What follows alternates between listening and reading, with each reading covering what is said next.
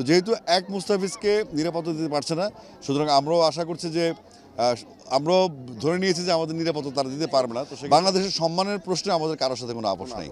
মুস্তাফিজকে নিয়ে আশাবাদী ছিলাম এবং সে কিন্তু অকশনে তাকে ডাকা হয়েছে এবং অকশন রাখার পরও তাকে একটা বিশেষ কারণে যে উল্লেখ করে বাদ দেওয়া হয়েছে নিরাপত্তার কারণ। তো সে মুস্তাফিজ নিরাপত্তা যে তার দিতে পারছে না, তো সেক্ষেত্রে আমাদের বাংলাদেশ টিম কীভাবে নিরাপত্তা দিবে? সেখানে মিডিয়া টিম থাকবে, আমাদের দর্শক থাকবে, আমাদের কর্মকর্তা থাকবে, আমাদের অনেক মানুষ তো ইন্ডিয়া খেলা দিতে যাবে। তো যেহেতু এক মুস্তাফিজকে নিরাপত্তা দিতে পারছে না, সুতরাং আমরাও আশা করছি যে আমরাও ধরে নিয়েছি যে আমাদের নিরাপত্তা তারা দিতে পারবে না। তো সেক্ষেত্রে আমরা ভারতে আমাদের টি-20 টিম না পাঠানোর সিদ্ধান্ত নিয়েছি বিসিবি থেকে। দেখেন, আমি তথ্য প্রবাহ আকাশ সংস্কৃতির বিশ্বাসী, কিন্তু সেটা হতে হবে ব্যালেন্সড।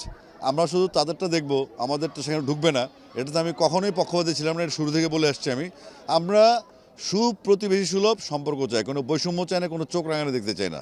আমরা চোখে চোখ রেখে কথা বলতে চাই, যেটা হবে সাম্যের, বৈষম্য বিরোধী।